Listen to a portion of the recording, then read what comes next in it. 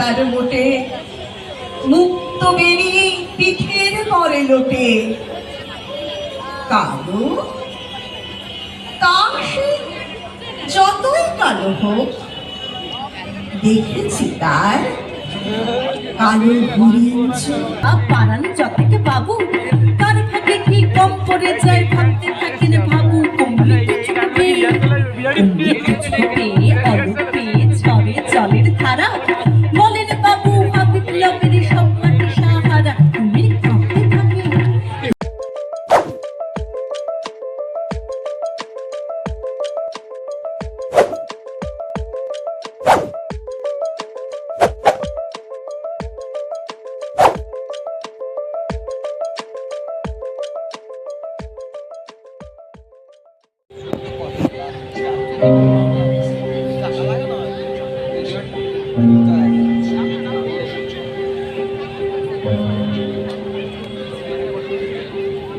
রেলগাড়ির কামরায় হঠাৎ ভাবিনি সম্ভব হবে কোনোদিন। আমি ওকে বারবার দেখেছি লাল রঙের শাড়িতে, ডালিম ফুলের মতো রাখা। আজ করেছি কালো রেশমের কাপড়, আঁচল তুলেছে মাথায়, দোলন চাপার মতো চিকন গোল মুখখানি ঘিরে। মনে হলো কালো রঙে একটা গভীর দূরত্ব ঘনিয়ে নিয়েছে নিজের চারিদিকে, যে দূরত্ব সর্ষে ক্ষেতের শেষ সীমানা।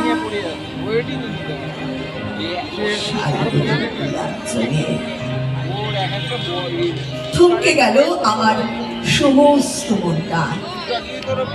চেনা লোককে দেখলেন অচেনার গাম্ভীর্য। হঠাৎ খবরের কাগজ ফেলে আমাকে করলেন নমস্কার।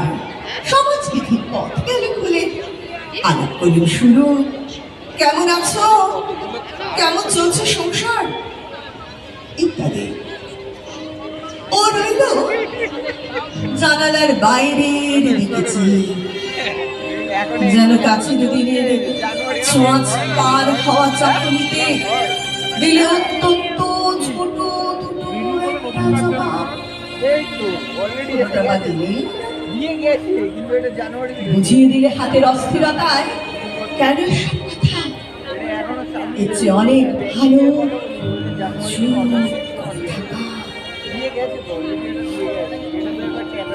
আমি ছিলেন অন্য বেঞ্চিতে ওর সাথীদের সঙ্গে।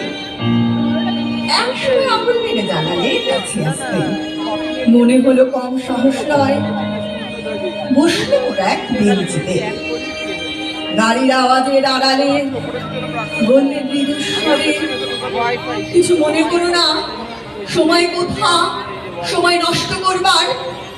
আমাকে নামতে হবে পর স্টেশনে, দূরে যাবে তুমি। তাই যে প্রশ্নটার জবাব এতকাল থেমেছি, শুনবো তোমার মুখে, সত্য করে বলবে তো? আমি বলবো বলবো। বাইরের আকাশের দিকে তাকিয়ে শুধু হলো আমাদের গেছে যেদিন একেবারে গেছে, কিছুই কি নেই বাকি। একটু বললেন,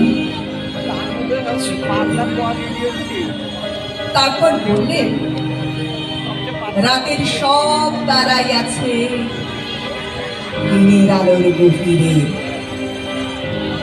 লাগলো কি জানি বানিয়ে বললেন নাকি। ও বললে থাক, এখন যাও ওদিকে। সবাই নেমে গেল পর স্টেশনে। আমি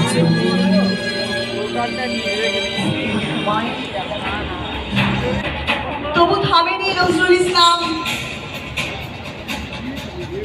জেলখানায় ঢুকে চিৎকার করে বলেছিলেন সেই তৎকালীন সমাজ ব্যবস্থার উপরে রাজনৈতিক সামাজিক পরিস্থিতির উপরে দে গরুর গা ধুইয়ে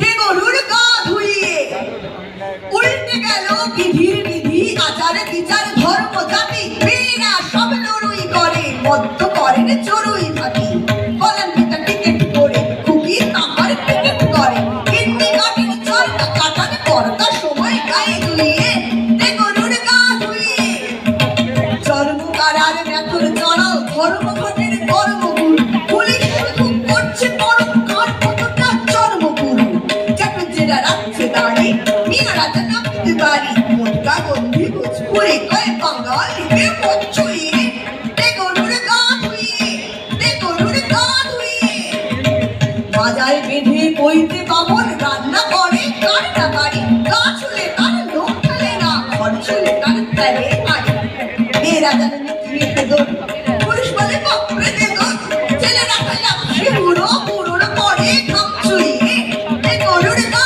ধুইয়ে দে গরুর গা ধুইয়ে ভয়ে মিয়া ছাড়ল টুপি আটলো বসে গোপাল কাছা হিন্দু সাজে কান্তি ক্যাপে লুঙ্গি পরে ফুঙ্গি চাচা দেখলে পুলিশ দুটোই সারে পুরুষ লুকায় পাশের ছাড়ে নাক কাটা হয় রায় বাহাদুর খান বাহাদুর কান খুইয়ে দে গরুর গা ধুইয়ে খঞ্জনে তা বঞ্জনা দেয় বলবে না রে দেশকে সাথে কিন্তু বলে টাক ঠাক হয় আবার তেলে লাগাও মাথে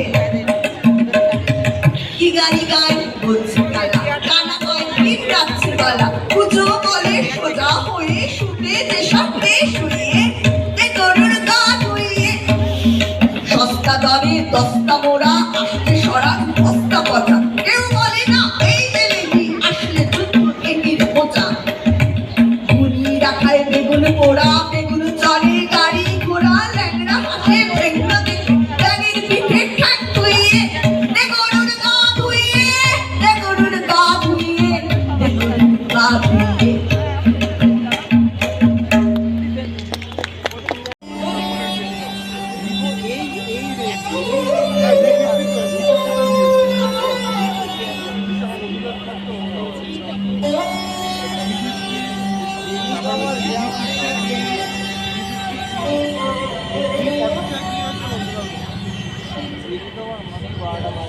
কৃষ্ণ বলি আমি তারেই বলি কালো বাড়ি বলে গায়ের লোক মেঘলা দিনে দেখেছিলে মাঠে কালো মেঘ কালো হরিণ চোখ ঘোমটা মাথায় ছিল না তার মোটে মুক্ত বেরিয়ে পিঠের পরে লোটে কালো তা সে যতই কালো হোক দেখেছি তার কালো হরিণ চোখ কৃষ্ণ করি আমি তারে বলি কৃষ্ণ করি আমি তারে বলি ভালো তারে বলে গায়ের লোক মেঘলা দিনে দেখেছিলে মাঠে কালো মেঘ কালো হরিণ চোখ ঘোমটা মাথায় ছিল না তার মোটে মুক্ত বেনি পিঠের পরে ওঠে ঘন মেঘে আধার হলো দেখে ডাকতে ছিল শ্যামল রুমি গায় শ্যামাবে ব্যস্ত ব্যাকুল পদে কুটির হতে ত্রস্ত এলো তাই আকাশ পানে হানি যুগল ফুরু শুনলে বারে মেঘের গুরু গুরু কালো তা সে যতই কালো হোক দেখেছি তার কালো হরিণ চোখ কৃষ্ণ করি আমি তারে বলি কৃষ্ণ কৃষ্ণ করি আমি তারে বলি। উবে বাতাস এলো হঠাৎ ধেয়ে, ধানের খেতে খেলিয়ে গেল ঢেউ। আলের ধারে দাঁড়িয়েছিলেন একা, মাঠের মাঝে আর ছিল না কেউ। আমার বাড়ি দেখলে কিনা চেয়ে, আমি জানি আর জানে সেই মেয়ে। কালো, তা সে যতই কালো হোক, দেখেছি তার কালো হরিণ চোখ। এমনি করে কাজল কালো মেঘ জ্যৈষ্ঠ মাসে আসে শান করে। এমনি করে কালো কোমল ছায়া আষাঢ় মাসে নামে তমাল বনে। এমনি করে শ্রাবণ রজনীতে হঠাৎ খুশি ঘনিয়ে আসে চিতে। কালো, তা সে যতই কালো হোক, দেখেছি তার কালো হরিণ চোখ। কৃষ্ণ বলি আমি তারে বলি, আর যা বলে বলুক অন্য লোক। দেখেছিলেন ময়নাপাড়ার মাঠে কালো মেঘ, কালো হরিণ চোখ। কৃষ্ণ করি আমি তারে বলি, কালো তারে বলে গায়ের লোক।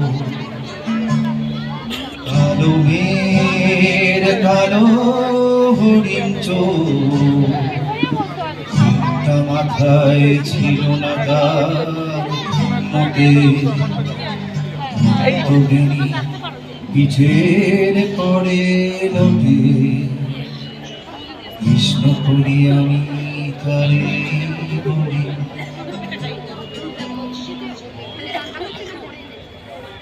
আমার সেই গল্পটা এখনো শেষ হয়নি। শোনো, পাহাড়টা আগেই বলেছি ভালোবেসেছিল মেঘকে। আর মেঘ কিভাবে শুকনো খটখটে পাহাড়টাকে বানিয়ে তুলেছিল 26 বছরের ছোকরা। সে তো আগেই শুনেছ, সেদিন ছিল পাহাড়টার জন্মদিন। পাহাড় মেঘকে বললে, আজ তুমি লাল শাড়ি পরে আসবে। মেঘ পাহাড়কে বললে, আজ তোমাকে স্নান করিয়ে দেব চন্দন জলে। ভালোবাসলে মেয়েরা হয়ে যায় নরম নদী, পুরুষেরা জ্বলন্ত কাঠ। সেইভাবেই মেঘ ছিল পাহাড়ের আলিঙ্গনের আগুনে, পাহাড় ছিল মেঘের ঢেউ জলে। হঠাৎ আকাশ জুড়ে বেজে উঠল ঝড়ের জগঝম্প। ঝাঁকড়া চুল উড়িয়ে ছিনতাইয়ের ভঙ্গিতে ছুটে এলো এক ঝাঁক হাওয়া। মেঘের আঁচলে টান মেরে বললে, ওর ছুরি তোর বিয়ে। এখন শেষ হয়নি গল্পটা। বজ্রের সঙ্গে মেঘের বিয়েটা হয়ে গেল ঠিকই, কিন্তু পাহাড়কে সে কোনো দিন ভুলতে পারল না। বিশ্বাস না হয়তো চোখে দেখতে পারো, পাহাড়টার হাড় পাঁজর ভিতরে থই থই করছে শত ঝর্ণার জল।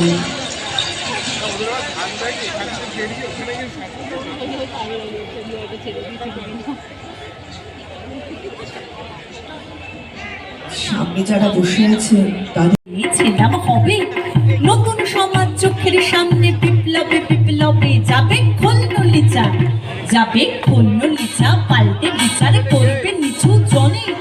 কিন্তু সেদিন কাছে নয় জানেন সেটা মনে। মিত্র বাবু মশাই, মিত্র বাবু মশাই বিষয়ে আশয় বাড়ি চান, তাই মাঝে মধ্যে ভাবেন তাদের নুনান্তে পান। তাই নিত্য ফুরোয় যাবে, নিত্য ফুরোয় যাবে তাদের শেষতলানি টুকু চিরটাকাল রাখবে তাদের পায়ের তলার কুকুর। সেটা হয় না বাবা, সেটা হয় না বাবা বলেই থাবা পারান যতকে বাবু। তার ভাগে কি কম পড়ে যায় ভাবতে থাকেন বাবু। অমৃত চুপে অলপে ঝরে জলের ধারা বলেন বাবু বিপ্লবের সব মাটি সাহারা। তুমি কাঁদতে থাকে আয় আমাকে নামা নামা বলে, কিন্তু বাবু আর যাব না চড়াতে জঙ্গলে। আমরা ঢের বুঝেছি, আমরা ঢের বুঝেছি খেতি পেঁচি নামের এসব আদৌ। সামনে গেলে ভরবে মুখে প্রাণ ভরে তাই সাধু। তুমি সে বন্ধু না, তুমি সে বন্ধু না যেটুকু ধুনা জলে হাজার চোখে দেখতে পাবে তাকে সে কি যেমন তেমন লোকে।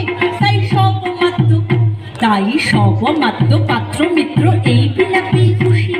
সুরের খানায় কেবল সত্য আর তো সবই ভুষি।